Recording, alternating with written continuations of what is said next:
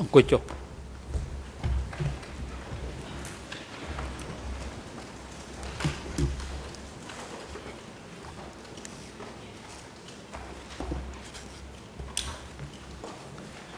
អង្គជំនុំជម្រះប្រកាសបន្តកិច្ចដំណើរការនីតិវិធី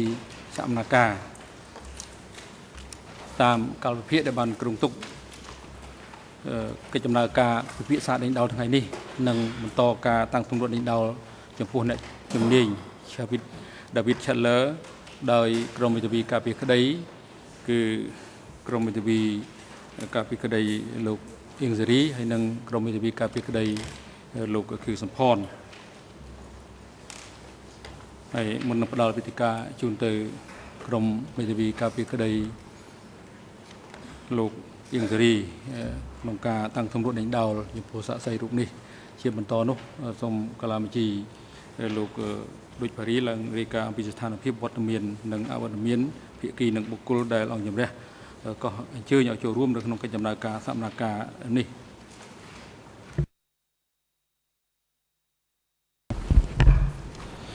សូមជម្រាបលោកប្រធានគ្រប់ភាគីទាំងអស់នៃរឿងក្តីនេះមានវត្តមានលើកលែងតែជនជាប់ចោតអៀងសេរីមានវត្តមាននៅបន្ទប់ឃុំខ្លួននៅខាងក្រោមសារសវនាការជនជាប់ចោតអៀងសេរីតាមរយៈមេធាវីរបស់គាត់បានស្នើសុំលះបង់សិទ្ធិមានវត្តមានដោយផ្ទាល់នៅចំពោះមុខអង្គជំនុំជម្រះសម្រាប់រយៈពេលពេញមួយថ្ងៃនៅថ្ងៃនេះលិខិតលះបង់សិទ្ធិរបស់ជនជាប់ចោតបានប្រគល់ដល់កាឡាមជីរួចហើយសាក្សីបំរុងសម្រាប់សវនាការថ្ងៃនេះគឺសាក្សីដែលមានរហស្សនាម TCW 564សាក្សីរូបនេះនឹងមកដល់អង្គជំនុំជម្រះនៅម៉ោង 10 ព្រឹកនេះសូមអរគុណលោកប្រធានបាទអរគុណជាដំបូងនេះអង្គជំរះសូមសម្រេចលើសំណើសុំរបស់ជនជាប់ចោតអៀងសេរីអង្គជំរះបានទទួលពាក្យសុំរបស់ជនជាប់ចោតអៀងសេរីចុះថ្ងៃទី24 ខែកក្កដាឆ្នាំ2012តាមរយៈមេធាវីការពីក្តីប្រកាសសុំលះបង់សិទ្ធិចូលរួមក្នុងសកម្មភាពដោយផ្ទាល់ក្នុងបន្ទប់សកម្មភាពនេះដោយនៅតាមដានកិច្ចដំណើរការសកម្មភាពពីចម្ងាយតាមរយៈប្រព័ន្ធថតទស្សន៍សម្រាប់រយៈពេលដំណើរការពេញមួយថ្ងៃនេះវិជ្ជបណ្ឌិតតង់ហុងដែលទទួលបន្ទុកពិនិត្យនិងថែទាំសុខភាពជនជាប់ចោតនៅមន្ទីរឃុំឃាំងអវតកបានបញ្ជាក់ថាជនជាប់ចោតអៀងសេរីនៅព្រឹកនេះមានអាការៈហត់ខ្លាំងនៅពេលធ្វើចលនាបន្តិចបន្តួចគាត់បានផ្ដល់អនុសាសន៍ថាគួរតែត្រូវបានអនុញ្ញាតឲ្យនៅតាមដានកិច្ចដំណើរឲ្យគាត់នៅតាមដានកិច្ចដំណើរការសកម្មភាពពីចម្ងាយពីបន្ទប់ខាងក្រោមសកម្មភាពដើម្បីកាត់បន្ថយការធ្វើចលនាអង្គជំរះយល់ឃើញថានៅពេលនេះជនជាប់ចោតអៀងសេរីដែលបានលះបង់សិទ្ធិចូលរួមក្នុងកិច្ចដំណើរការសកម្មភាពដោយផ្ទាល់តែគាត់អាចតាមដានកិច្ចដំណើរការសកម្មភាពពីចម្ងាយពីបន្ទប់ឃុំខ្លួនមួយស្ថិតនៅក្រោមសាលសកម្មភាពនេះតាមរយៈឧបករណ៍សោតទស្សន៍និងក៏អាចសម្រួលដល់ទំនាក់ទំនងរវាងគាត់ជាមួយនឹងក្រុមមេធាវីការពារក្តីរបស់គាត់បានដែរហើយដូច្នេះអង្គជំរះសម្រេចយល់ព្រមតាមដំណើរសុំរបស់ជនជាប់ចោតអៀងសេរីដែលបានថ្នើសុំលះបង់សិទ្ធិចូលរួមក្នុងកិច្ចដំណើរការសកម្មភាពដោយផ្ទាល់នៅក្នុងបន្ទប់សកម្មភាពនេះឲ្យលោកអៀងសេរីនៅតាមដានកិច្ចដំណើរការសកម្មភាពពីចម្ងាយពីបន្ទប់ឃុំខ្លួនមួយស្ថិតនៅក្រោមសាលសកម្មភាពនេះតាមរយៈឧបករណ៍សោតទស្សន៍ក្នុងអំឡុងពេលធ្វើសកម្មភាពពេញមួយថ្ងៃនេះប្រកបឲ្យផ្នែកសោតទស្សន៍ភ្ជាប់ប្រព័ន្ធសោតទស្សន៍សម្រាប់ជនជាប់ចោតអៀងសេរីអាចតាមដានកិច្ចដំណើរការសកម្មភាពពីចម្ងាយសម្រាប់រយៈពេលធ្វើសកម្មភាពថ្ងៃនេះបាទជាកិច្ចបន្តដើម្បីឲ្យមានភាពកាន់តែច្បាស់លាស់ថែមទៀតនិងសម្រួលដល់កិច្ចពិភាក្សាដេញដោលដែលនឹងបន្តធ្វើដោយក្រមមេធាវីការពីក្តីលោកអៀងសេរីអង្គជំរះសម្រាប់ទៅលើបញ្ហាសំណើសុំរបស់ក្រមមេធាវីការពីក្តីលោកអៀងសេរីដែលបានស្នើសុំដាក់ឯកសារដេញដោលនៅចំពោះមុខសកម្មភាពដែលគាត់បានស្នើឡើងកាលពីល្ងាចម្សិលមិញអង្គជំរះសូមផ្ដល់ភារកិច្ចនេះជូនទៅលោកស្រីចក្រមស៊ីវិតខារ៉ៃក្នុងនាមអង្គជំរះដើម្បីសម្រេចបញ្ជាក់ពីសេចក្តីសម្រេចរបស់អង្គជំរះលើសំណើសុំរបស់ក្រមមេធាវីការពីក្តីលោកអៀងសេរីសូមអញ្ជើញលោកស្រីចក្រមស៊ីវិតខារ៉ៃ Thank you, President. As requested yesterday, the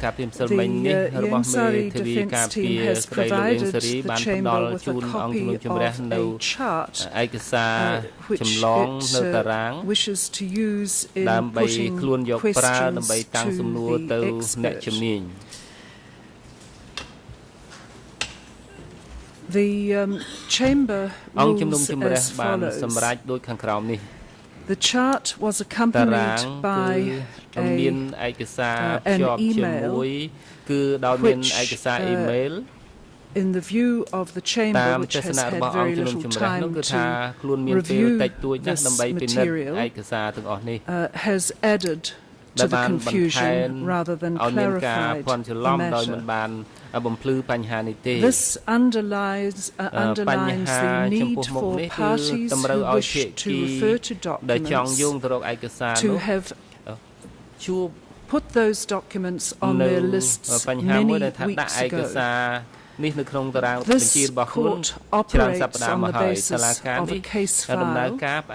and on the basis of no surprises. Material to be used in the trial should generally be known to all parties well before the expert or the witness comes to court. Professor Chandler has been scheduled for many months now, and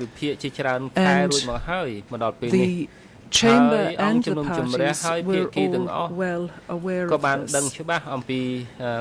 Consequently, any document discussion is being held, the parties, rather the Ieng Sari team, is attempting to hold a discussion about documents far too late. Speaking now about the chart itself, it has no formal status before the court. It lacks relevance, or the material referred to in it lacks relevance, as this expert has said that he is not an expert in demographics. Consequently, any material that might be any substance of any of the documents that might be used in questioning the expert, which relate to demographic material, may be of very little use to the Chamber, given his disclaimer of expertise. Finally, in the body of the email that accompanied the chart, there was reference to a request that had been denied. The Chamber should not need to specify that if material has been denied, it cannot be used in any way in questioning the witness. That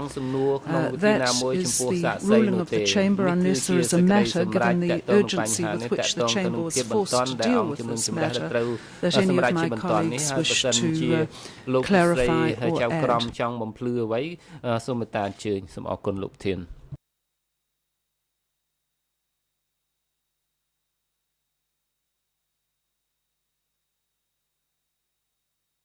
Butជាកិច្ចបន្តខ្ញុំសូមផ្ដល់វិធីការជូនទៅក្រមវិទ្យាការពីក្តីលោកអៀងសេរីដើម្បីមានឱកាសបន្តការតាំងជំនួសនេះដល់ចំពោះអ្នកជំនាញសូមអញ្ជើញ Thank you, Mr. President. Good morning, Your Honors. Good morning to everyone in and around the courtroom, and a very good morning to you, Professor Chandler. But before we go into the questioning, I do need to clarify the record to make sure the chart is for illustrative purposes. We were not seeking to use the chart as evidence. It was merely to guide the process of the questioning. It is a technique that is used throughout the world, including all international tribunals, and therefore I simply do not understand the trial chamber's ruling that somehow we're trying to do something that is improper. Second of all, of the 10 documents, 6 are already before, so only 4 additional ones were attempting to use all documents. Might I add,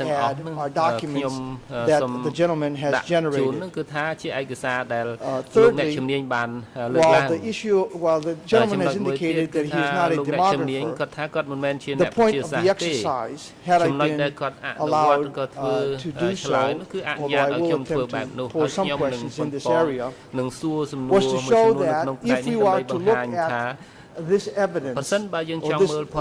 the documents that the gentleman has produced, you will find that he cites no authority. And that is the point. The point is that he simply, I'm entitled to make my record, sir. You can object all you want. He's making assertions without attribution. And my question is, if he's not a demographer and is not an expert, where does he come up with these figures? That's the thrust of my question. And now I'll be more than happy to hear the objection. ស្ដាប់មតិជំទាស់របស់ភាគីខាងសហវិញ្ញា អញ្ជើញដំណើរសហវិញ្ញា Well, Your Honours, this is a technique that we see repeatedly in this courtroom, in which the chamber has ruled out of order. There is no right to make a record. The record is the transcript. The final word on this should have been the trial chamber's ruling, and counsel should respect that ruling and move on. That may be the case in some instances. However, when we are being publicly chastised for being unprepared, trying to do things that are inappropriate and what we believe mischaracterize our efforts in trying to help the trial chamber get to the truth, we feel it is our duty, it's a public duty. លោកមេធាវីលោកតាំងទំនួលដេញដោលចំពោះអ្នកជំនាញអង្គជំរះបានសម្រេចលើដំណើរសុំរបស់លោករួចហើយនេះជាឱកាសក្នុងការតាំងទំនួលដេញដោលចំពោះអ្នកជំនាញ ដោយផ្អែកលើមូលដ្ឋាននៃសេចក្តីសម្រេចទាំងឡាយរបស់អង្គជំរះបានចេញរួចហើយពាក់ព័ន្ធនឹងឯកសារទាំងឡាយដែលត្រូវដេញដោលចំពោះមុខអង្គជំនុំជម្រះឯកសារដែលបានដាក់ចំពោះមុខអង្គជំរះនិងឯកសារដែលមិនបានថ្មីដែលមិនបានដាក់នៅចំពោះមុខអង្គជំរះវិធីសាស្ត្រក្នុងការសួរដេញដោលតាមសេចក្តីណែនាំដែលអង្គជំរះបានជម្រាបជូនរួចហើយ សង្ឃឹមថាលោកមេធាវីមិនឆ្លៀតឱកាសនេះដើម្បីធ្វើដីថ្លែងការណ៍អ្វីផ្សេងៗនាំឲ្យបាត់បង់ពេលវេលានោះទេ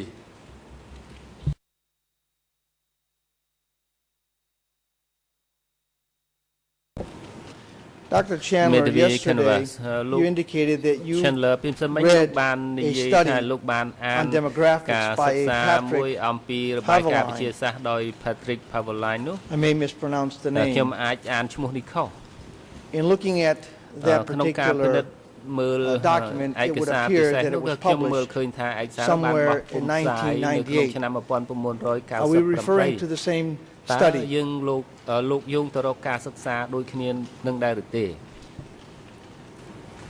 Yes, there's only one that I'm aware of. Now, prior to 1998, however, you have written on several other occasions, in particular 1991, 92, 94, and then thereafter, wherein your publications, you have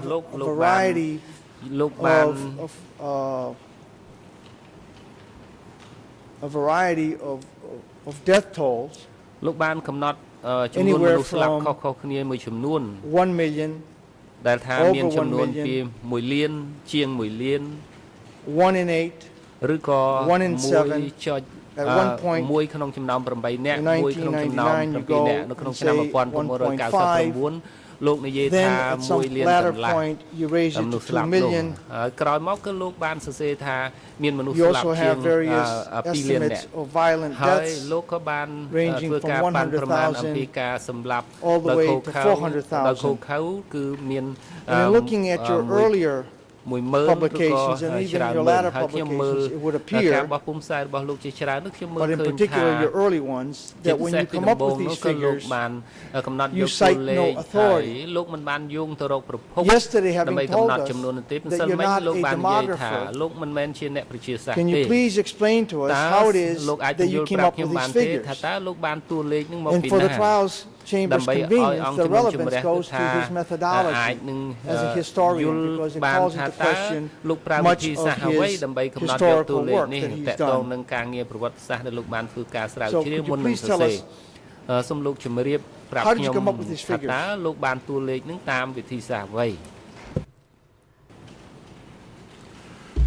Thank you. I hope that my variety of these figures running from over $1 million in 1990 before I was able to come back to Cambodia to between 1.5 and 2 million, the figures I've consistently held since then. These reflect the demographic studies that were available to me when I was writing. I'm sorry I didn't cite those particular studies. They're the same ones I've always used. Estimates have since come up in various documents that I did not. And many of these sources that you're citing, which I can't see or can't see what they were, and I'm surprised I wasn't allowed to look at this chart at some stage, but you're still referring to it, obviously. Were journalistic articles that didn't have footnotes. Other things, I did cite Evelyn and also Slewinski. I hope that my inconsistency with these figures, which I'm not particularly proud of, because these figures, nobody knows these figures. If I had an exact figure, I would certainly use it. These are all estimates. I hope that this doesn't, as you suggest, call into question my historical work in other places, because I don't think it does at all. First, let me assure you that I'm not referring to any journalistic opining that you might be making for the press or for public consumption, but rather I'm referring to your scholarly work as a historian. And might I ask, is it a common practice for a historian to make assertions without giving attribution where certain assertions such as figures of this nature come from? Mìnhដឹងថាឯកសារប្រភពណាមួយជាបង្អែកប៉ុន្តែលោកអាចសន្មត់ថាចំនួនមនុស្សស្លាប់ប៉ុណ្ណេះប៉ុណ្ណោះដោយដែលលោកបញ្ជាក់នឹងដែរទេឧទាហរណ៍ថាលោកមានឋានៈជាប្រវត្តិវិទូដែលមានជំនាញខ្ពស់ខាងប្រវត្តិសាស្ត្រកម្ពុជាលោកអាចធ្វើអញ្ចឹងឬក៏យ៉ាងណាអ្នកជំនាញក៏អត់ទាន់ឆ្លើយអត់ទាន់មានបាទមីក្រូអត់ទាន់ប្រតិបត្តិការទេលោកអ្នកជំនាញក៏អត់ទាន់ឆ្លើយ That's just as well. I probably should have been more controlled. Okay. Yes, sometimes it is a practice. Otherwise, historical documents would look like the court order. I could never write a 300-page book with 4,000 footnotes. That's a particular form of historical writing that I don't indulge in. Sometimes when things are sometimes I should have cited sources, probably. I'm claiming only on these figures that they reflect things that I've read, and the sources that I drew them from were ones that I told you about yesterday. Now, just a couple more questions on this demographics. I don't want to belabor the point. If you're a historian and not a demographer, and you're throwing out these figures without us knowing where they come from, and you claim that you have looked at what others have done. You cited one study, which is back in 1998, of an actual demographer. You also cited a gentleman from France who had done an earlier study. What gives you confidence that what they produced was actually accurate and reliable, if you, in fact, are not a demographer, and from what appears from your testimony, you never consulted with them to see what is the process, what sort of sources they use, etc., etc.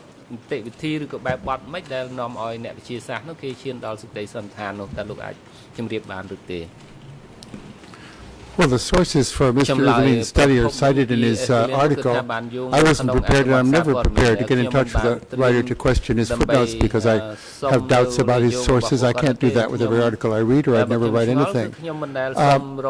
I was confident that these two books, I like the findings of these two books, two studies rather, one's an article. I did not find convincing contradictory evidence from other published sources. These sources, and as I probably should have said more often in things I've written, and I do regret that, the actual figures will never be known. There was a census in 1962 and not another one until 1998. Between then, all demographers are operating, and other writers, and many other historians have wandered into this field besides me, let you say, have been using those two census figures as benchmarks to how to work out what happened between 1970 and 1979. So this is the best I can do, I'm sorry to say, or happy to say. Right. Do you recall whether Mr. Haveline, what was the sources that he used? Do you recall offhand? លោកនឹកឃើញទេពួកគេបានប្រាប់លោកទេ No, I do not recall offhand. I would recall, of course, if I saw the article again. I've read it several times in the past, but not recently. Would it surprise you that it was the 1992 election list that was the starting point? បញ្ជីបោះឆ្នោតឆ្នាំ 1992 តើលោកបានពិនិត្យឃើញទេថាចំនួនប្រជាជនមានប្រមាណនោះ Not if you're looking at the document, I certainly wouldn't contradict that. Let's move on to another topic, and we're going to spend probably the majority of our time together on this, which is what you've been telling us here in court. I don't think I will be going into any documents that are not on file or placed before the court, so I don't think we're getting trouble there. I can call up the page if you think it's necessary, but I want to move as quickly as possible through some of these answers that you provided. I'm going to start with the first day, and because we don't have ដោយសារតែយើងមិនមានឯកសារជាភាសាខ្មែរឬក៏បារាំងទេឥឡូវនេះគឺថាខ្ញុំនឹងជូនតុលាការជ្រាបអំពីទំព័រហើយនឹងពេលដែលលោកបានឆ្លើយដែលយើងអាចរកឃើញចម្លើយដែលលោកបានឆ្លើយនៅថ្ងៃទី 1 នៅចំណុច 1 នោះនៅទំព័រ 24 នៅថ្ងៃទី 1 ដែលលោកបានមកឆ្លើយនៅថ្ងៃទី 18 ខែកក្កដាឆ្នាំ 2012 គឺបន្តិចបន្ទាប់ពីម៉ោង 10 ចុច the book Pol Pot Plans the Future 011 ដែលនិយាយពីផែនការពលពតទៅអនាគតលោកសូមឲ្យលោកឆ្លើយថាអ្នកណាជាអ្នករៀបចំឯកសារនោះនៅក្នុងសំណួរនោះលោកបានឆ្លើយថា you could not លោកមិនអាច one particular document បញ្ជាក់បានទេក្រៅពីមានឯកសារមួយនោះខ្ញុំមិនអាចថាអ្នកណាជាអ្នករៀបចំឯកសារហើយខ្ញុំអាចធ្វើការស្មាននៅចំណុចមួយចំនួន Pol Pot ហើយពេលដែលពេលនោះលោកនិយាយថា Pol Pot document itself ឃើញឈ្មោះ Pol Pot នៅលើឯកសារនោះតើលោកនៅចាំថាលោកបានឆ្លើយចឹងទេ Yes and when you say that was a guess នៅពេលដែលលោកនិយាយថាខ្ញុំស្មានតើលោកធ្វើសេចក្តីសន្មតទេក្នុងឋានៈជាប្រវត្តិវិទូនោះកាលណាលោកនិយាយបែបនេះ Yes ចម្លើយបាទ Later on page 26 បន្តមកនៅទំព័រ 26 right above នៅចំពីក្រោម time period ពេល 10.05.42 you indicated that you did not know បញ្ជាក់ថាលោកមិនបានដឹងថាមានឯកសារចំនួនប្រមាណទេនៅឯកសារដែលបានផ្ញើជូនទៅកន្លែងផ្សេងៗលោកបាននិយាយថានៅទំព័រ 26 បន្ត13ដល់16 នៃប្រតិចរិកគឺថាមានឯកសារ 10 ឬក៏ 15 ដែលត្រូវបានរៀបចំឡើងនៅពេលប្រជុំមួយនោះតើលោកបានតួលេខ 10 ទៅ 15 ច្បាប់នៃកំណត់ហេតុអង្គប្រជុំនោះតើលោកបានមានចំណេះដឹងឬសាកសីអ្វីបញ្ជាក់ច្បាស់ពីរឿងហ្នឹងឬក៏លោកសន្មតទេ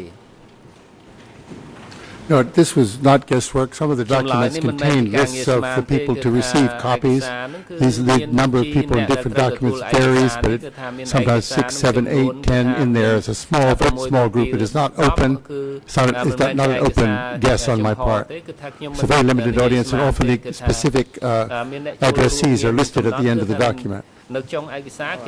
the standing committee things particularly, we're not talking about the speeches here.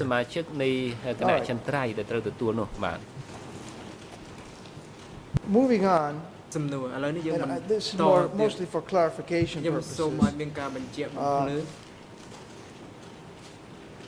You were asked again about the authenticity of those documents, and in particular the decision made by the Central Committee. And you said on page 28, and that would have been right above, I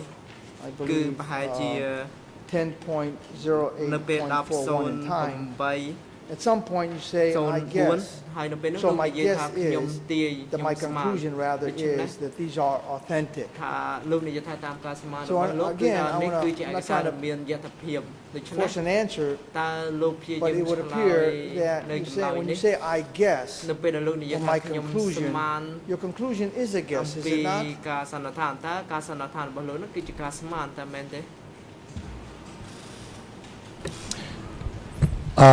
ស្អីកុំអត់អ្នកជំនាញអាចតន់ឆ្លើយតបចាំស្ដាប់ស្ដីជំទាស់របស់តំណាងសាស្ត្រាចារ្យជំនុនសិនសូមជឿតំណាងសាស្ត្រាចារ្យ The problem here, Your Honours, is that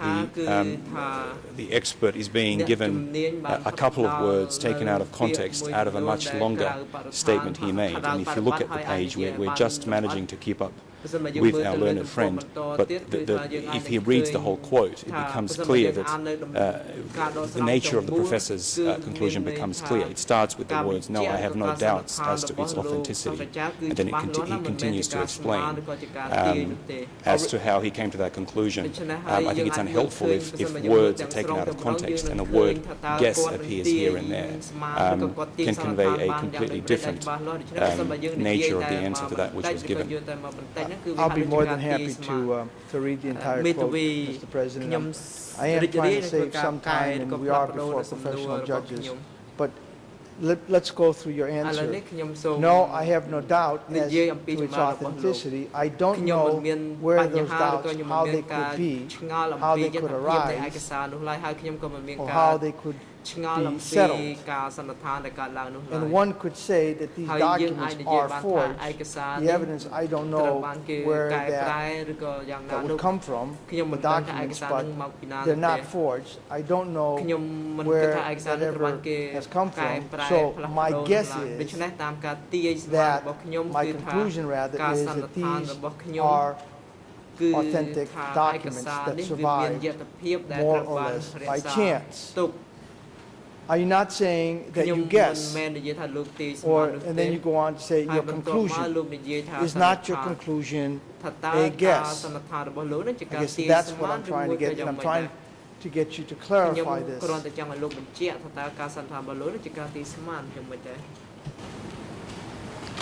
I think I clarified my use of the word guess by suggesting that it was my conclusion. I don't see where this is leading at all.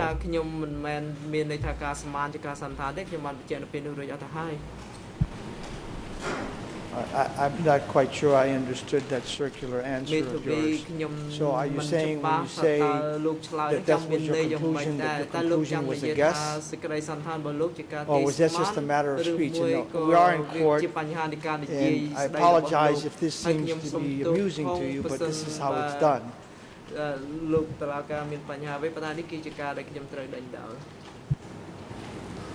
I apologize if I seemed, I'm certainly not amused by some of these things here. I want to be more serious, and I apologize if I was giving the wrong impression. But the preceding parts of the document of the statement were showing the bases of my convictions. I did not say my wobbly conviction is, or geez, maybe just possibly. I changed the word guess as I was talking, as people do when they're talking, as I was doing, not writing. I would never say, I guess, I conclude, in a written work. I could see that the word guess was too loose to describe what I'd said in the previous 2 minutes. So it was a conclusion, and I stick by that. Thank you, Dr. Chandler. And perhaps I should explain that the record is what we're left with, and we don't want to be guessing what you meant by something, and that's why I'm taking this opportunity, and I apologize to everyone if it seems obvious to everyone else, but it doesn't seem obvious to me at times. Later on page 30,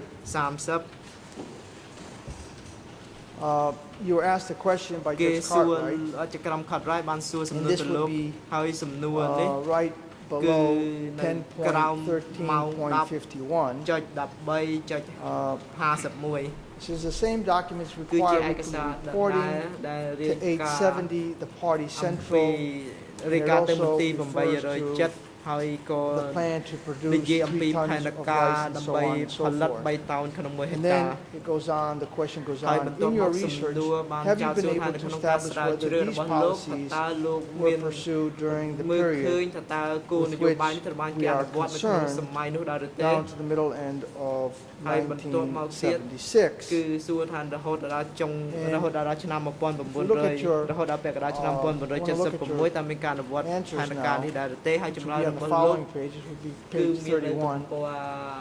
and it would be right after 10.15.58. You say at some point, is basically one that could be entitled, given the title of the book, Pol Pot plans the future, except of course it's just not Pol Pot, it's central governing group of people in the country. It was a collective leadership in the country, so that the title may be a bit catchy, so on and so forth. And then you go on to say, this is right after 10.16.49, I gathered from the closing order, which I have been reading, that some of these weekly reports are now have become available, are coming into Central Committee.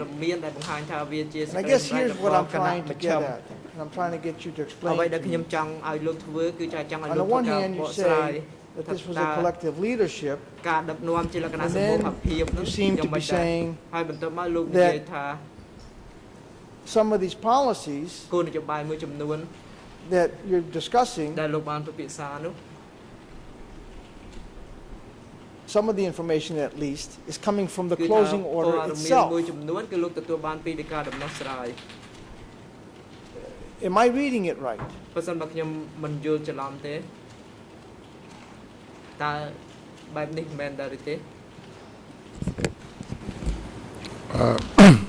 With respect, I don't think so. I think all I was saying at that point was that the document refers to, Pol Pot Plans the Future refers to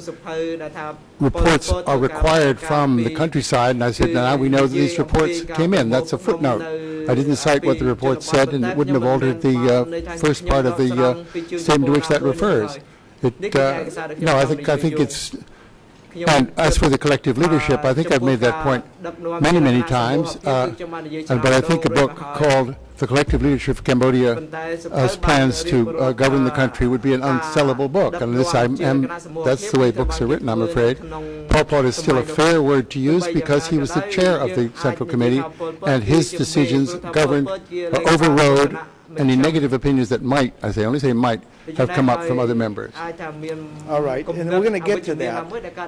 but I appreciate that explanation. But then when we go down further down, and perhaps I should focus on this part, where you do say, I've gathered from the closing order,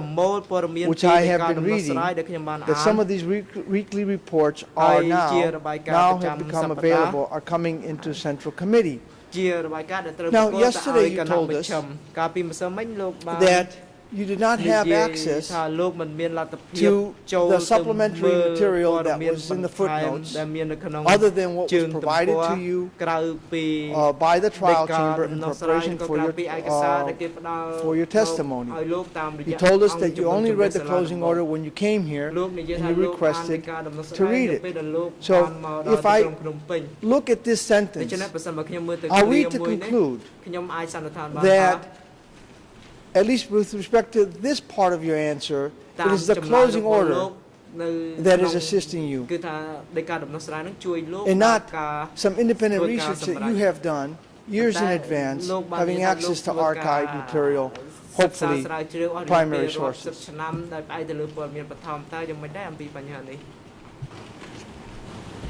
The answer has to be certainly, but the point I was making in that point was, it's interesting that some of these documents have come in since. That's all I was saying. I was not saying anything else than that. It might not have been, and I was also taking, maybe I should question every sentence in the closing order. I don't have time to do that. I thought it seemed absurd to think that these documents cited in the back of the book are invented, so I wasn't able to reach them in time, but I accepted that sentence as an amplification of my statement. Thank you very much, Professor Chandler, for that answer, because obviously that's what we're here for. Because we do challenge the closing order, and we do challenge what is being cited at times, and it's our submission that the closing order may contain errors. And that's why I asked whether you had done your due diligence, although we know that you did not have access to the documents, and that was not your remit before coming here. But suffice it to say, you're relying on the text, and you have not checked the documents themselves that support the text to see whether, in fact, what is cited in the closing order, drafted by the prosecution, then afterwards it was confirmed by the investigative judge after they'd done their so-called investigation, but you did not do your due diligence, did you?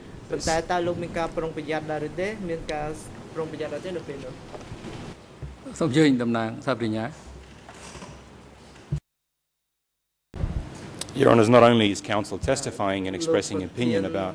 other phases of these proceedings, but he's also asking a question which the professor has now answered at least twice. I'll move on to my next question, Mr. President.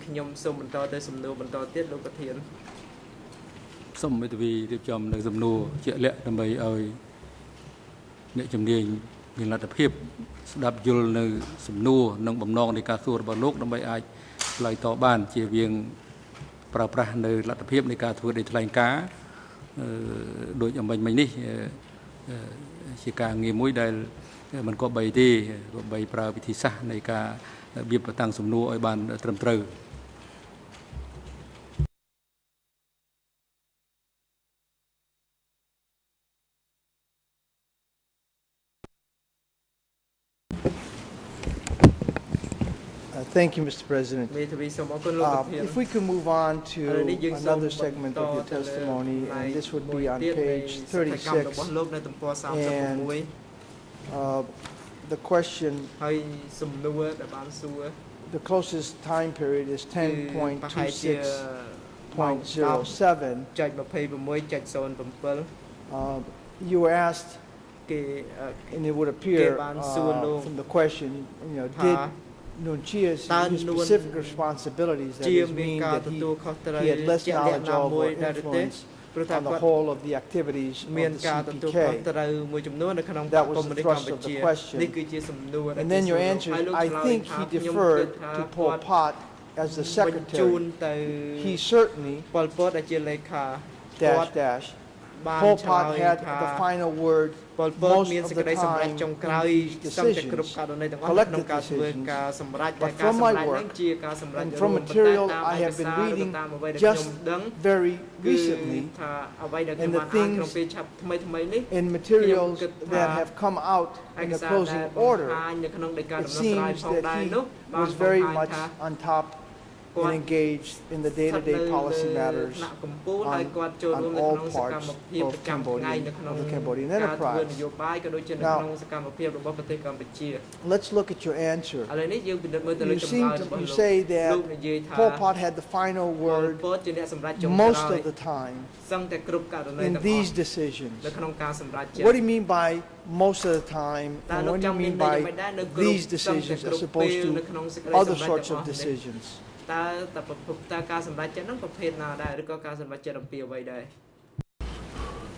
I think I was being prudent to say most of the time because I have no way of saying all of the time. So it was, again, a supposition. I think there's plenty of evidence about Nuon Chia's activities. Many of them he's admitted himself in public documents as being a person who was very much involved with the governing of Democratic Cambodia and very much the second person in the chain of command, if you like. When I was saying things that I've read recently, I was not necessarily referring to the evidence in the closing order that I cited. I should have had the passages, and this is all on the first day. I must say I was getting my sea legs. I don't think my testimony was as good as I might have made it later in terms of clarity for your purposes. I apologize for that. But I was reading, had I gone to the back of the book, and I can do that if you like, because I've got the order back in my hotel, I could do it tonight. I think a lot of these statements about his high authority came from open sources rather than from witness statements who watched him doing this, because I think that would be rare. But I'd have to verify that. Okay. Well, Professor Chandler, I'm talking about Pol Pot. I wasn't referring to Nuon Chea, and I understand that was the question, but I'm focusing on your segment where you say Pol Pot had the final word. Because as we go through your testimony, you talk about collective decision making, but you also acknowledge that Pol Pot had the final word, and at one point, in fact, you indicated that he could veto whatever was done. And I guess my question to you is it your testimony that Pol Pot was not first among equals, but in fact he was number one and could do whatever make any decisions he wanted, with others who might have been in a particular body would have to go along?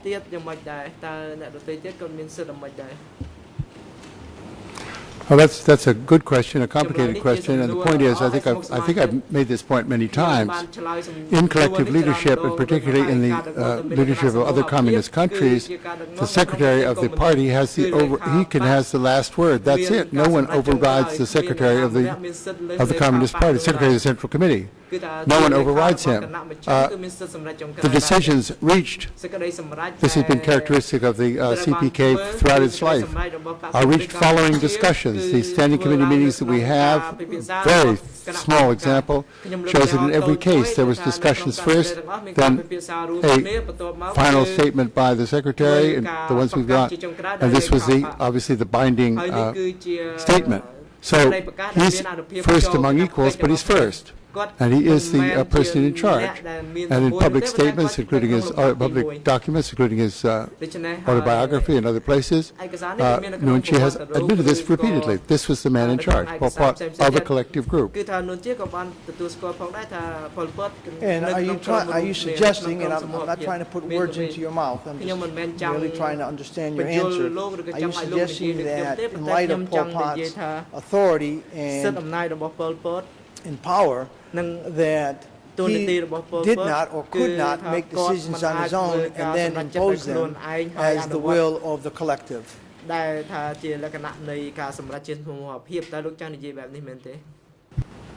Well, in the absence of those perhaps 300 standing committee meetings that we don't have, I can't answer that definitively, but I have never seen any evidence from anybody that he no, that's not quite true. Long after the purview of this trial, on occasion in the 1990s, it seems like Pol Pot sometimes made collective leadership disbanded. Made some decisions on his own. During the PK period, DK period, we have no evidence that this ever happened. There's no evidence that the standing committee was not, most cases, cohesive. I say most cases because some of them were taken away and executed, but certainly there's no evidence that there was any public disagreement that he overrode with a singular decision. The atmosphere was collegial. This was a place where I think he was given this authority, but I don't have the evidence that he ever used a one-man authority to override the collective view of all his committee. And I also think that had that ever happened, some serious events would have happened inside the committee, but that is an assumption. Well, you're assuming that there was 300 and some meetings. Are you not? Do you have the documentary evidence to show that these meetings actually occurred as they were scheduled or planned or projected to occur? Or are you just throwing that out there? I'm sorry, I'm not throwing anything out there. These documents, I do not know that the meetings for which we have these documents occurred. How can we know that without having been there in 1975? Okay. Let me finish, please. It's my red light. The documents, there are other documents suggest that say those meetings took place on a weekly basis. We have 8 of them. Parlaying out, you'd think a weekly basis, 3 years, you'd get some kind of a figure. I've never decided exactly what it was, but it was many, many meetings of the Standing Committee. That's an assumption.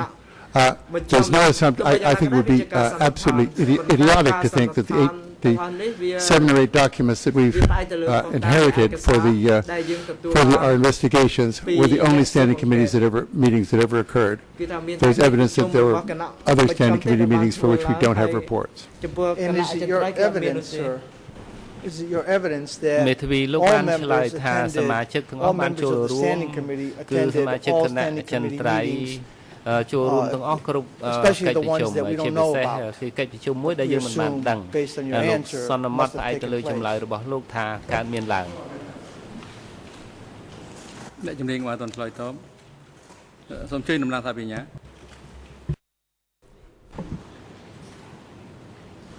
Well, the question misrepresents Professor Chandler's earlier evidence. The professor has not testified, and I've listened to his evidence carefully. He has not said that all meetings of the Standing Committee were attended by all the members. The question can be put to him, and he can explain what his findings are. But the question misrepresents his evidence. That was my question. Perhaps it was an artful question. Are you suggesting from your answer that all standing committee members were attending all meetings? I wouldn't be, no, that would not be a good suggestion. But in your question, you made a suggestion that was made in another question I've had in this thing. What happened at these meetings we know nothing about. Now, how can I tell you what happened at the meetings we know nothing about? I don't know who was there. I don't know how complete it was. The evidence we have is that the Standing Committee is a small group. I would say probably most of the members or all of the members came to the meetings because that's what they were supposed to do. That was their main job. But saying that all of them attended all of the meetings, of course, completely, I have no reason to say that. That's what we're trying to get at, Dr. Chandler. We're trying to get as close to what your actual knowledge is. And when you are making conclusions, to see what the basis of your conclusions are. Do you know whether all members of the Standing Committee attended all discussions that were tabled before or by Pol Pot?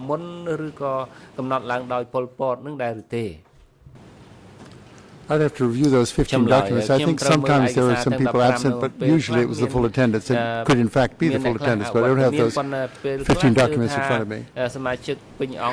Aside from those 15 documents, I know I'm asking you to provide us information based on evidence that you don't have, but are you prepared to say that Pol Pot insisted or included all members of the Standing Committee on all topics that he was discussing at that higher level?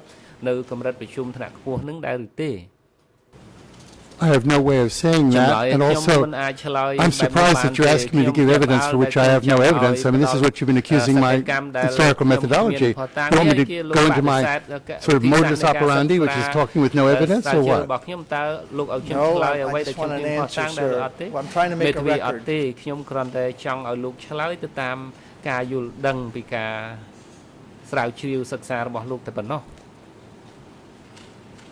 Let me go back to this whole answer where you say you try to answer part of it. I've been reading just very recently material. What is this material that you've been reading very recently? And then you say, and the things and materials that have come out in the closing order. Now, so we have two things. Material that you have been reading very recently, hence my questioning about header, and whether header has been communicating with you recently and about providing you information, documents, not necessarily for your testimony, but just for academic purposes. So that's one part. And the other part is, when you say the closing order, you've told us you've had no material related to the closing order other than that was what was provided to you. So again, are you relying on the text of the closing order? And what is all this material you're talking about? So we can do our due diligence.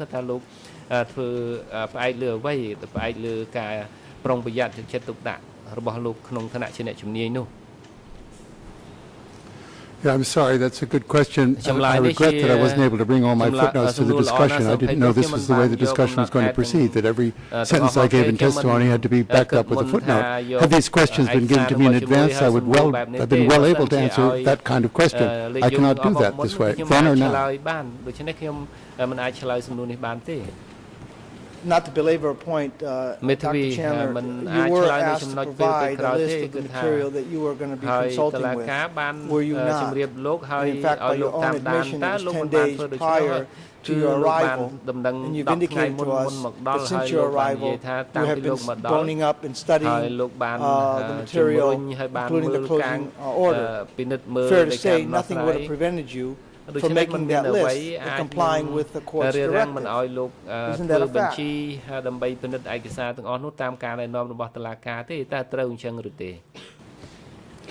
Yes, but as my reading went on, I could easily provide such a document to you prior to maybe tomorrow by going over the stuff I've been reading in my hotel. That list could be the work I've been doing since I've arrived. Absolutely. Now,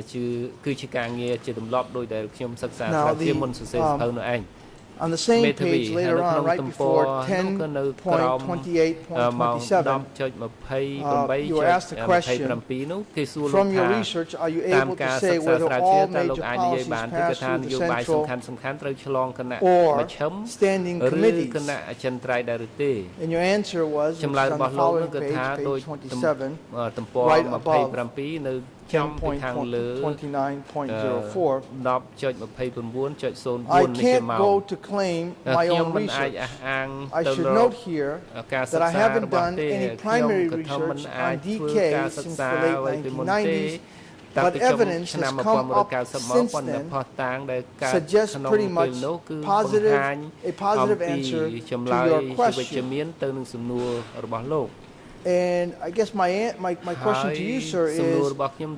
you haven't done any research, but then you say that evidence has come up since. Are you referring to the closing order that you read and the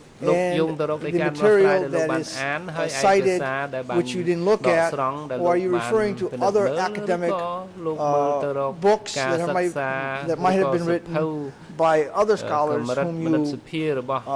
consider knowledgeable in the area, or a combination of both? Clearly a combination. All right. And if I were to ask you to produce us with a list of that, I guess I would get the previous answer.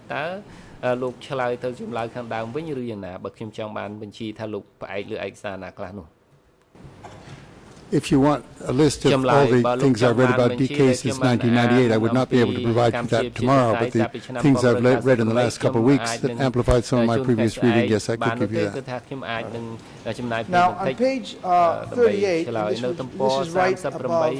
10.21.02, there's a question. You were asked if you could explain the relationship between the Central Committee and the Standing Committee, their status, the interrelationship, and in brief, the work that was assigned to each of those committees.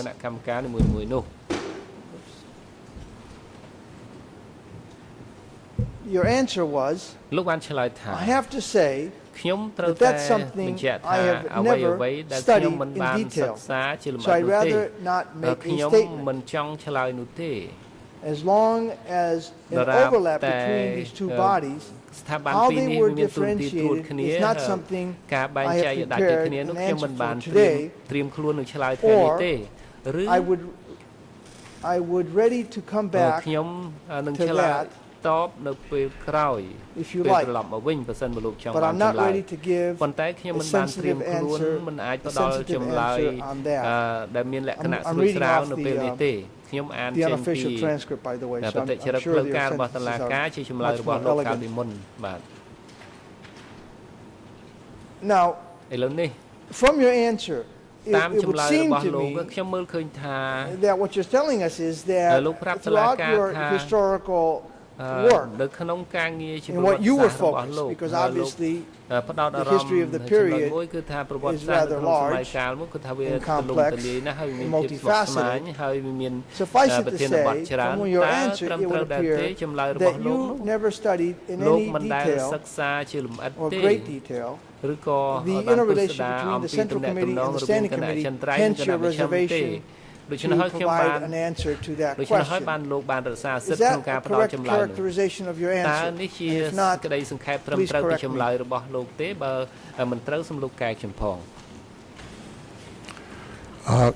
Yes, it is, and I'd like to say I'm sure my prose was just as garbled as you suggest. This is spoken little by little, and I'm not proud of the elegance of some of those answers, that's for sure. And so when you say that you were prepared to answer at some other point, can I help me out here? Can I assume what you're suggesting here is that you could look it up in other texts or others may have written, and perhaps even some other material, and then provide an informed opinion? Is that what you're suggesting here?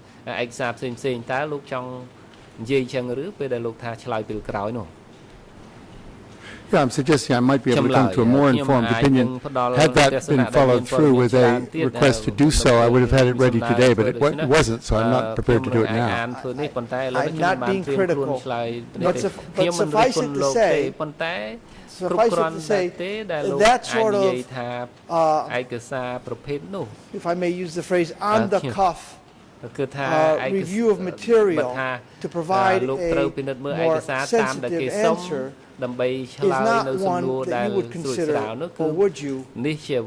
scholarly historical work, where one would delve into primary sources and do the analyses and then come up with a conclusion or an assumption.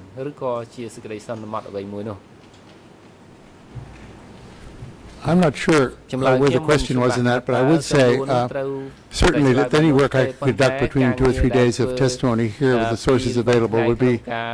probably not be satisfactory to me as a scholar, but would be the best I could do under the circumstances. Thank you. And that would be by looking at what others may have written and perhaps what other information might be available. Yes, certainly by other people, because I haven't written about it. Thank you. If I could use the analogy, and forgive me if I press on, it would be almost like an open book test. Basically, we give you the question, you go to the books, you come up with the answer.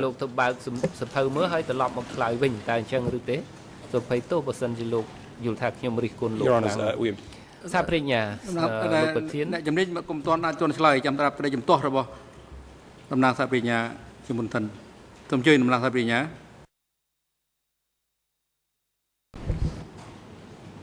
It's the same way of asking the same, a different way of asking the same question. It's been asked already about at least 2 or 3 times.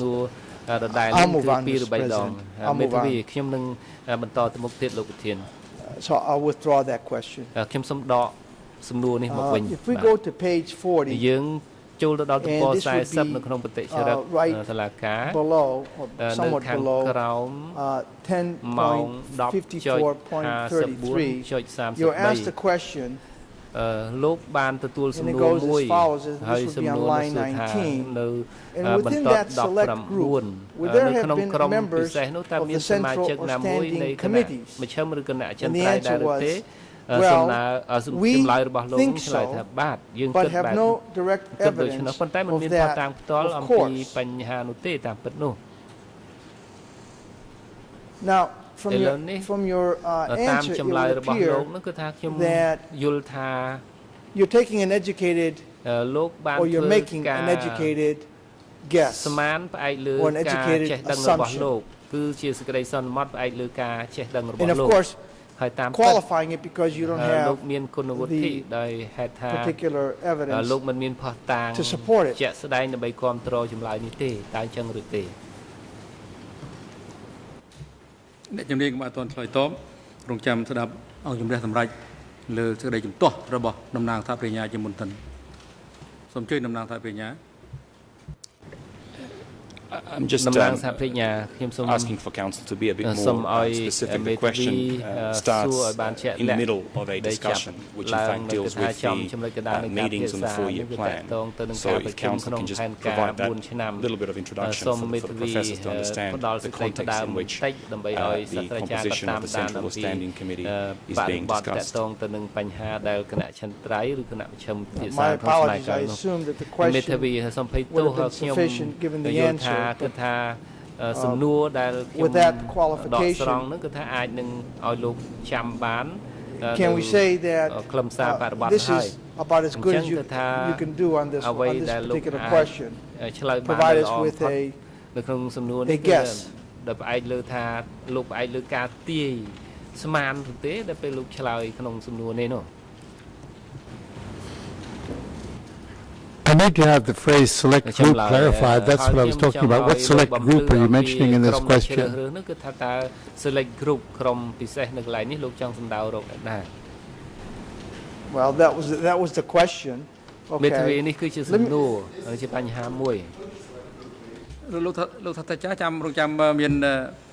ភ្លើងបាទមានភ្លើងសិនហើយលោកមេធាវីសូមរំលឹកនៅសំណួរលោកឲ្យបានជាក់ច្បាស់ដើម្បីអ្នកដែលទទួលចាំឆ្លើយតបនឹងសំណួររបស់លោកនឹងលោកត្រូវតែស្ដាប់សំណួរយល់ហើយនឹងជាក់ច្បាស់បើសួរមិនច្បាស់ទេគឺការឆ្លើយក៏មិនបានត្រឹមត្រូវដែរលោកតំណាងថាបញ្ញាបានចង្អុលបង្ហាញកត់សម្គាល់រួចហើយអំពីបញ្ហាគួរបីធ្វើរំលឹកនៅសំណួរដែលលោកមានមានបំណងសួរទៅតំណាងអ្នកជំនាញនេះក៏បីធ្វើឲ្យបានច្បាស់លាស់ពីព្រោះបរិបទនៃការតាំងសំណួរគឺមានការពាក់ព័ន្ធគ្នាច្រើននៅក្នុងបញ្ហានីមួយៗដែលដេញដោលតាំងពីដើមទីរហូតដល់ពេលនេះ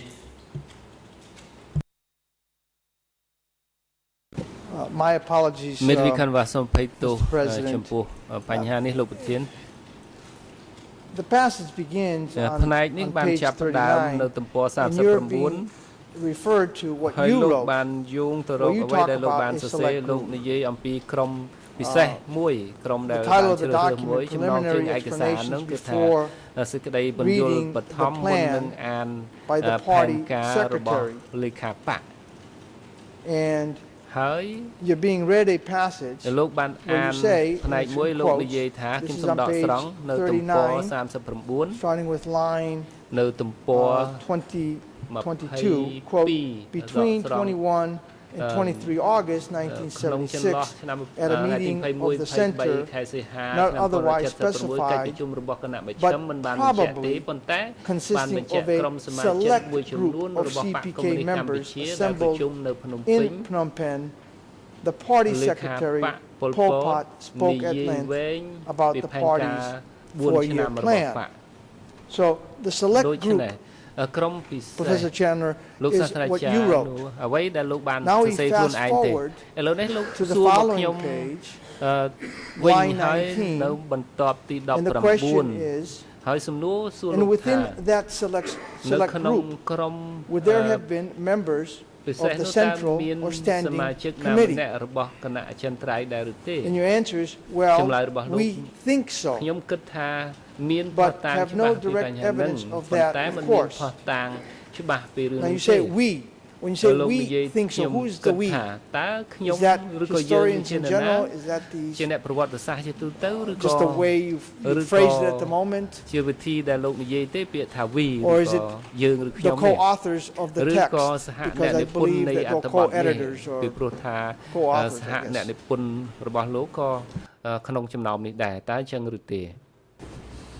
Well, the answer to the last part of your question is all three. I mean, I probably shouldn't have said we, but I think a consensus would suggest to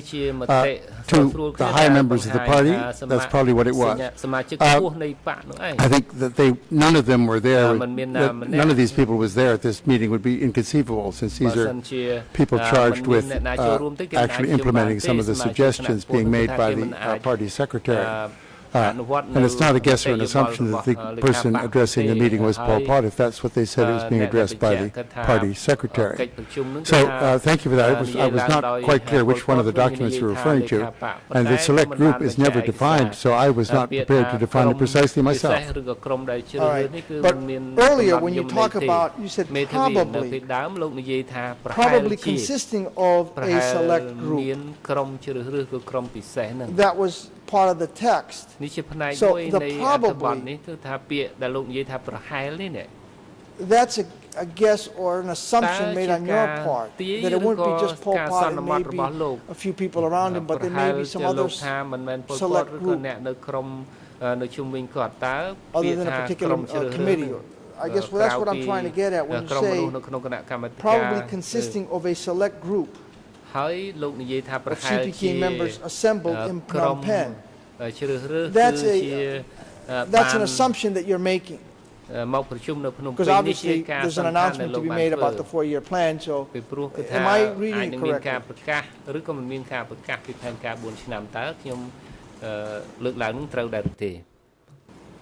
Yes.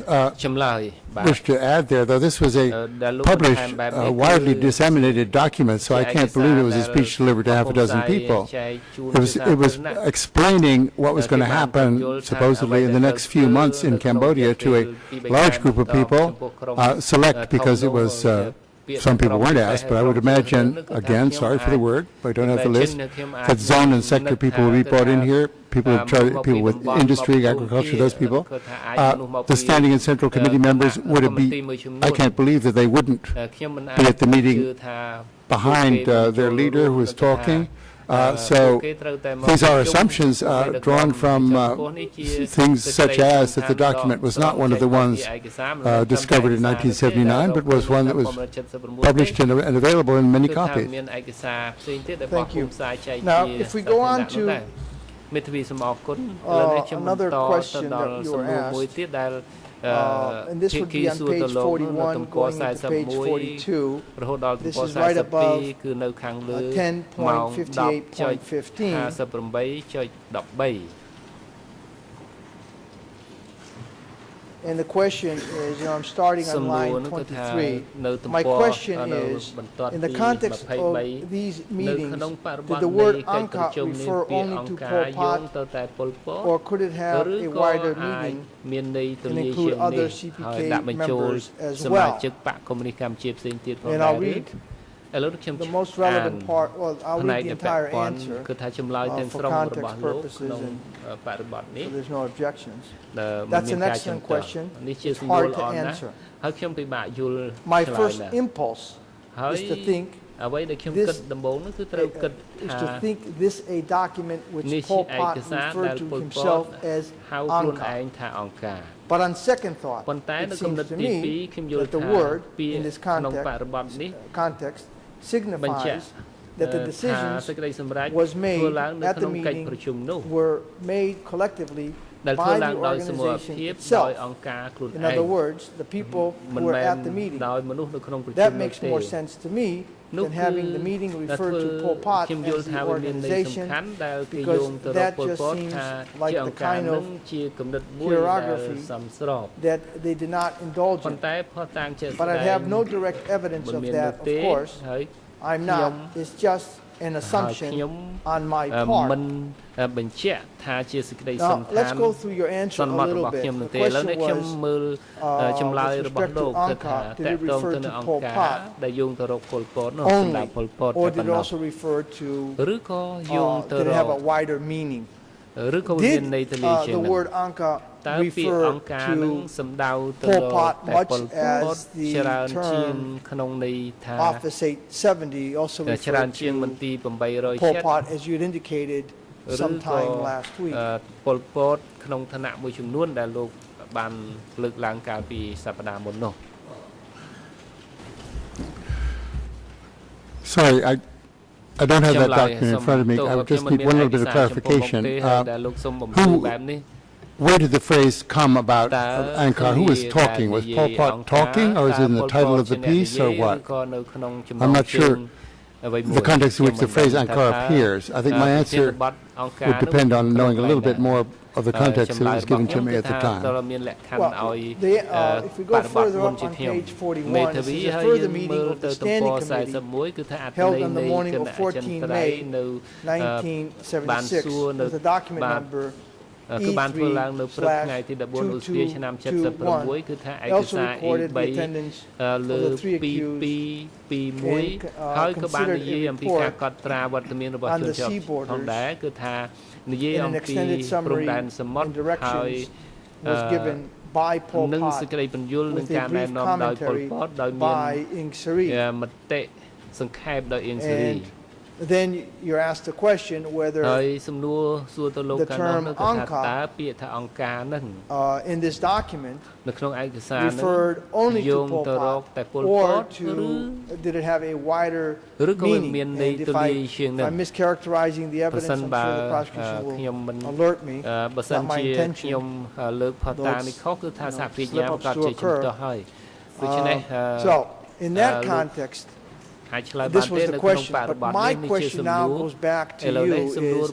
was Pol Pot referred to as Angkor?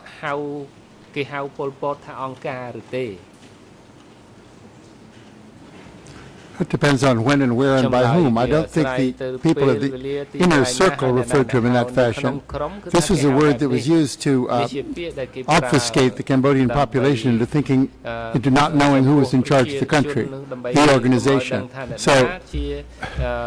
conceivably, the collective leadership led by Pol Pot could refer to itself as the organization in a private document. But I don't think the fellow members were putting Pol Pot on a pedestal by calling him the organization. I don't think, again, it's assumptions, but that's my view. Right, but I mean,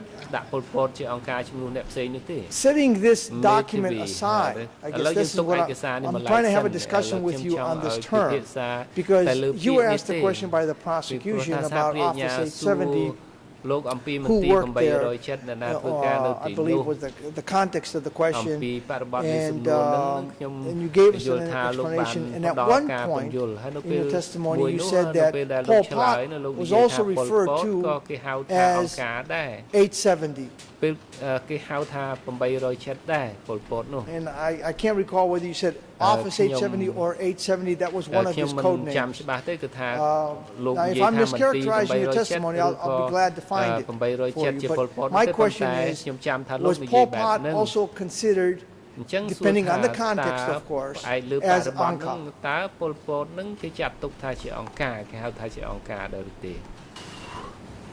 Yeah, again, I don't like to quibble, but I don't think he was considered as Angkor. I think his code name was 870. I think inside the leading apparatus, or the head of the machine, as they call it in Cambodia, the Kabal Masin, they wouldn't refer to Pol Pot as Angkor. But the country, in the countryside, as I said in another piece of testimony, people were convinced that Angkor was a person of some sort, because they couldn't understand that they're being run by a collective leadership. It had never happened in Cambodian history before. So the name did blur there, but I don't think it means again, I don't have positive proof, but in inner circles, I don't think Ieng Sary, Kisumpan, Nunchia would ever have referred to Pol Pot in private or in a document as the organization. Except insofar as we said earlier, it was the name of a collective decision which had his approval. So it was we are the organization, not him by himself. Well, okay, now there I want to get your answer. You say they make a collective decision with his approval, and I take it, you're defending your position that it couldn't be a decision made at the top with the others just going along with it, with the imprimatur of the, say, standing committee. You're not prepared to go that far.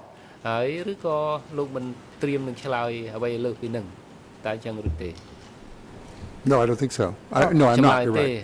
Yes, your question. Okay. So in other words, the standing committee would have sat around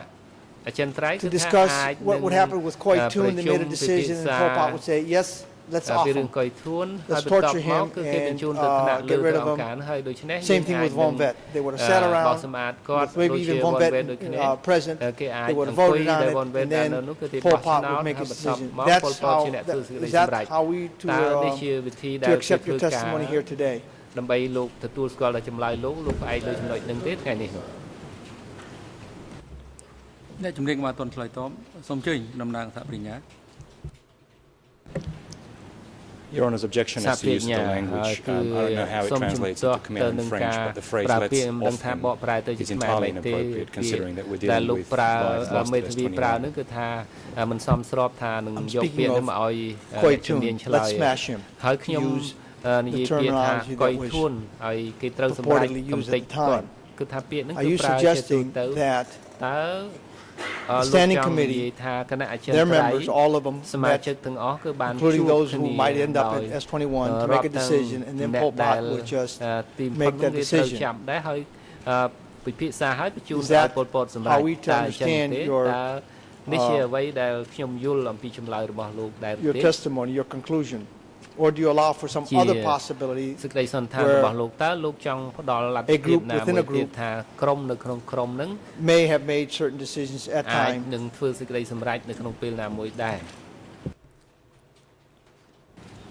With respect, you're becoming the kind of historian you're accusing me of being. You're making imaginary forays into meetings we know nothing about and making assumptions of what was said. I can't follow along that way. There must have been meetings which we don't know about, where some decisions might well have followed the way you're talking. The evidence of these meetings, we don't have it. The evidence we have suggests that Pol Pot never, I think, jumped ahead of the meeting and said, I don't care what you say, but this is what I'm going to do. He may have done that. We have no idea. This is an imaginary foray, the kind of things you've accused me of 2 days.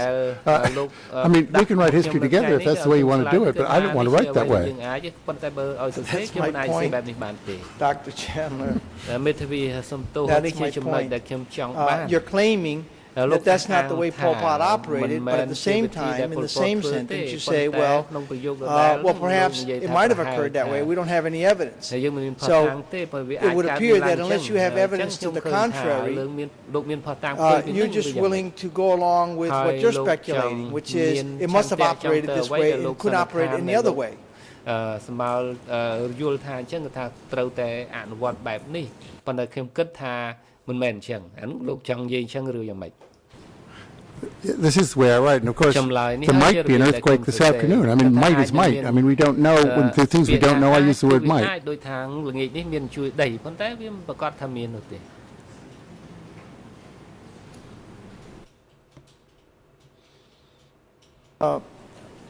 Let me fast forward and I'll try to not go through every single instance that I've marked.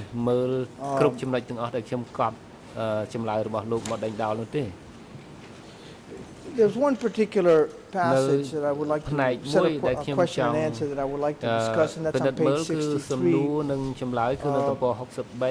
And actually,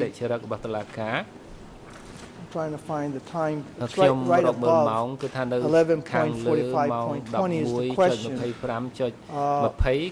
And you asked the question, can you explain to us the role of the party within Democratic Kampuchea? And then your answer, and it's a rather lengthy answer, so I will read just only part of it, but I will read it in context, and the prosecutor can correct me if I take anything out of context. You begin by saying, I wish I could really, and then further down, on line 12, you say, of course, your question, how the party operated, when you start using a phrase like that, you're getting into the real world rather than in the world of these ambit claims of authority made by the party. I would think any political body has ever been able to act with the kind of absolute, unchallenged, and unquestioned, and unambiguous power that this paragraph we've been talking about mentions. That's what's recorded. And then you go on to the following page, right below 11.46.37. This would be page 64, line 2. But of course, your question is how did it operate? As soon as you get into the operations question, you're into the whole real history of decay. That's a phenomenon that's still evolving, that I have no claim to any genuine authority about, but one that I think many people in this room have studied with care and are still coming up with new ideas. So if we could look at this answer a little bit, because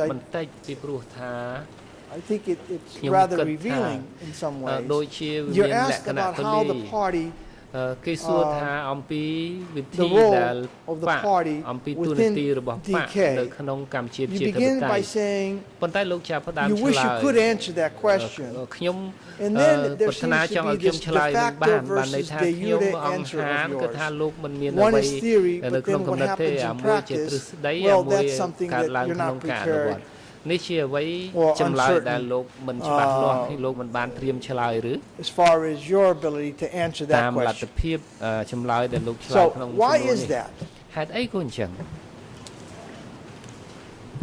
ជំនាញមកតនឆ្លើយតបនឹងសំណួរស្ដាប់ស្ដីជំទាស់របស់តំណាងសាប្រញ្ញានិងការសម្រេចរបស់អង្គជំរះជាមុនសិនសូមជឿតំណាងសាប្រញ្ញា And here again we run into problems with questions asked out of context. And if we may request from here on in, if Council could either give Professor Chandler hard copies of the entire transcript so he can read his answers in full,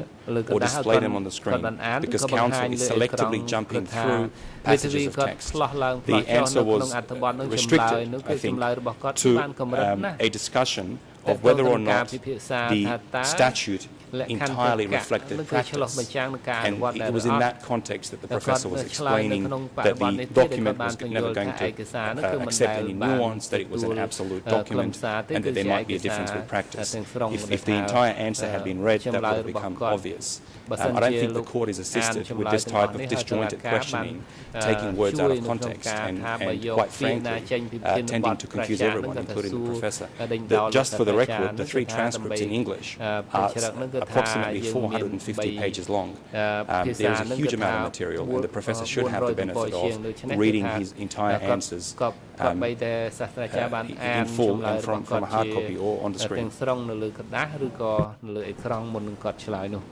If I may briefly respond, we can't have it both ways. You can't allow the prosecutor to act in an adversarial fashion on direct examination and then hold the defense to a civil law tradition where we can only ask open-ended questions on a very limited period of time. If I'm provided with an extra couple of days, I can use that method. I have no objections to giving the gentleman, or any witness for that matter, the entire transcript. I was under the assumption, and perhaps here's where I need to be corrected, that we were providing on the screen the text. I thought that was being done by our case manager. It is not being done. I truly apologize. My intent is not to mislead. ហើយខ្ញុំមិនមានចេតនាចង់ឲ្យមាន put ការ it in the context ភ័ន្តច្រឡំនោះទេនៅក្នុងបរិបទនេះដែលសហព្រះញ្ញាលើកថាខ្ញុំដកពាក្យខុសបរិបទនោះសំណួរដែលខ្ញុំចង់សួរនេះគឺថា versus de facto aspect ហើយគឺចម្លើយរបស់គាត់ផ្អែកទៅលើ And I think my question was within context. នេះហើយជាសំណួររបស់ខ្ញុំគឺក្នុងបរិបទ So may the witness be allowed to answer the question? ដូច្នេះតើតុលាការអនុញ្ញាតឲ្យសាក្សីលោកឆ្លើយដែរឬទេបាទសូមអនុញ្ញាត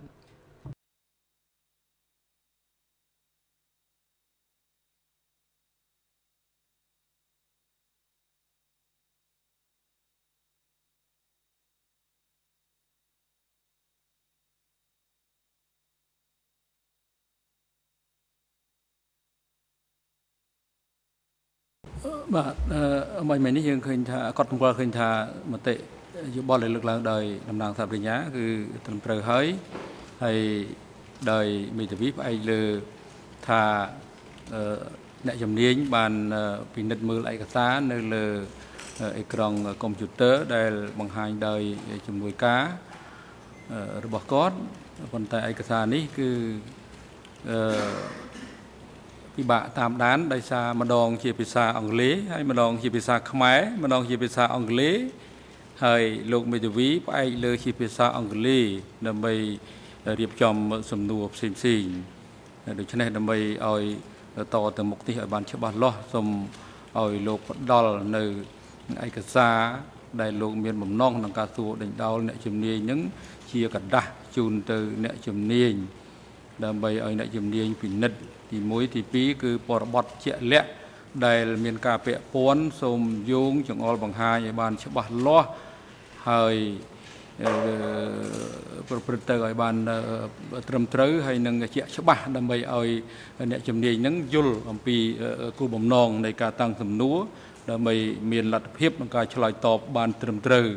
ជៀសវាងច្បិចយកចំណុចបន្តិចបន្តួចឬក៏ចំណុចដែលមិនពេញលេញយកមកតាំងសំណួរដេញដោលចំពោះអ្នកជំនាញធ្វើឲ្យមានការភាំងមិនអាចចងចាំបានទេភាគីពាក់ព័ន្ធទាំងអស់យើងយល់ថាបរិបទនៃការសួរដេញដោលអ្នកជំនាញប៉ុន្មានថ្ងៃកន្លងមកនេះចាំមិនអស់ទេទោះបីតែគ្រប់គ្រងសំណួរច្រំដែលនេះគឺយើងគ្រប់គ្រងមិនបានផងដូច្នេះសូមមានការចាប់អារម្មណ៍នៅក្នុងអំឡុងពេលនេះសូមផ្ដល់ឯកសារជាกระดาษជូនលោកសាស្ត្រាចារ្យដើម្បីពិនិត្យហើយជាបន្តទៅទៀតពេលដែលចូលមកវិញគឺសូមឲ្យរៀបចំនៅសំណួរសមស្របដែលផ្អែកលើមូលដ្ឋាននៃបន្ទាត់ឬក៏កថាខណ្ឌដែលពាក់ព័ន្ធដើម្បីរៀបចំសំណួរដើម្បីសាស្ត្រាចារ្យលោកបានមើលហើយនឹងបានឆ្លើយតបត្រឹមត្រូវ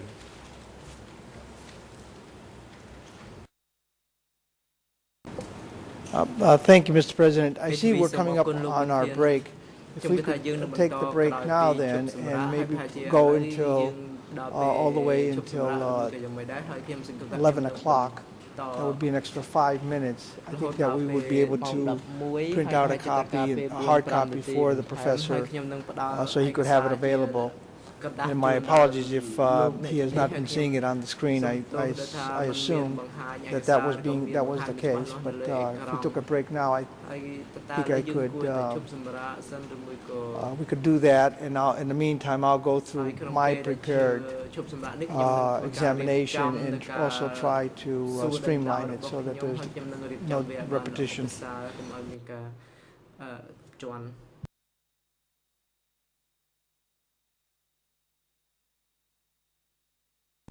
លោកវិទ្យាទំនងត្រូវការពេលវេលាប្រហែលទៀតក្រុមការពារក្តីរបស់លោកក្នុងការតាំងសំណួរចំពោះអ្នកជំនាញ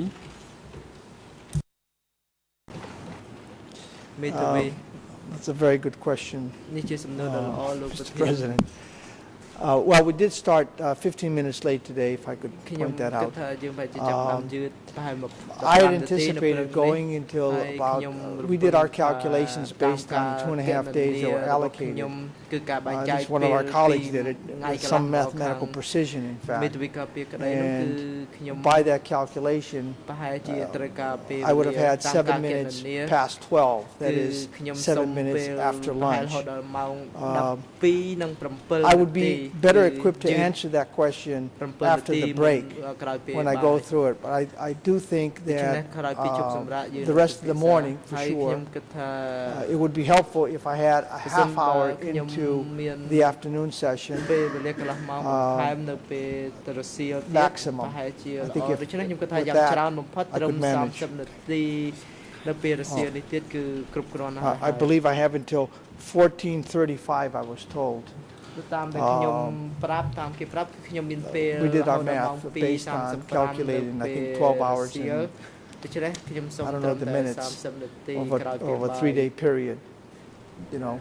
2.5-day period. ដូច្នេះតាមការគណនារបស់ខ្ញុំដែលអង្គជំនុំជម្រះឲ្យពេល2ថ្ងៃកន្លះហ្នឹងគឺប្រហែលជាបែបនេះ បាទអរគុណច្រើនចុះក្រុមមេធាវីខៀវសំផនវិញត្រូវតំណងជាត្រូវប្រើប្រាស់ពេលវេលាប្រហែលដែរ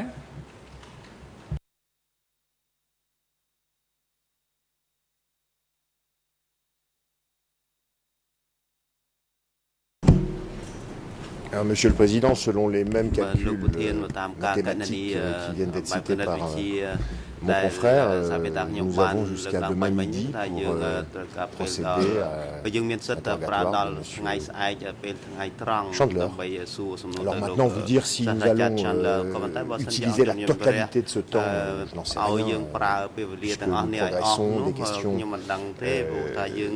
que j'avais l'intention de poser sont posées par les confrères qui me précèdent. Bien évidemment, je fais toujours en sorte d'éviter les questions répétitives en éliminant au fur et à mesure que nous avançons les questions déjà posées dans la mesure du possible. En tout cas, techniquement parlant, nous avons prévu de le faire jusqu'à demain midi, au maximum. បាទអរគុណមូលហេតុដែលអង្គជំនះចង់ដឹង